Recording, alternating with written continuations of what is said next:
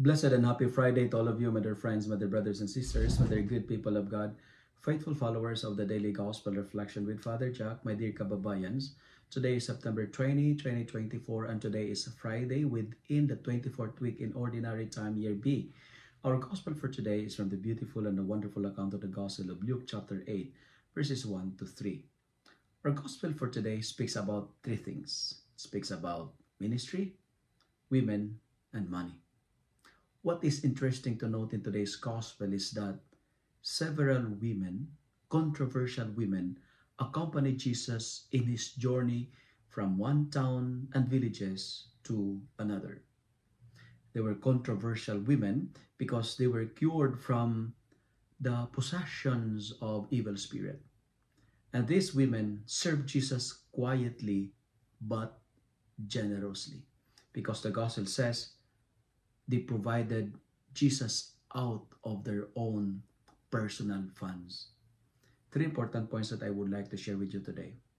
Number one, some of us may not agree with this, but our gospel is presenting to us this reality. Women are more generous than men. I do not know if you buy that idea that women are more generous than men. It is good to note why these women were generous. They were generous because, first and foremost, they were recipients of God's healing and mercy. Their generosity is just a response to the kindness they received from Jesus. They mirrored the graciousness of God. Today, be kind, be generous, and people will double their kindness to you. Be good, and more good will come upon you. Friends, you will never regret being kind. You will never regret being generous. And it is also interesting to note as a challenge as well, do not aspire to be rich, but desire to serve the Lord like these women mentioned in today's gospel.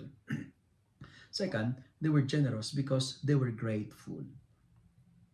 You know what, my dear friends, my dear brothers and sisters, developing an attitude of gratitude is one of the simplest way to improve our satisfaction in life. Listen to this.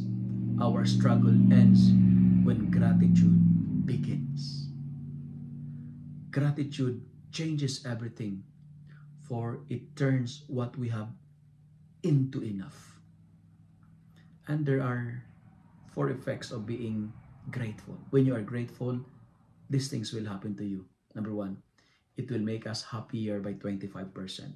That's the survey said. Second, it will improve our sleep. Grateful people had a better sleep than people who always complain. And third, gratitude eliminates stress and negativity. If you wanted to stress to run away from you, be grateful. And fourth, gratitude will boost our immune system. But friends, the second point that I would like to share is this. This woman in today's gospel is teaching us that if we have resources, we are challenged to support and to share and help for the furtherance of the gospel.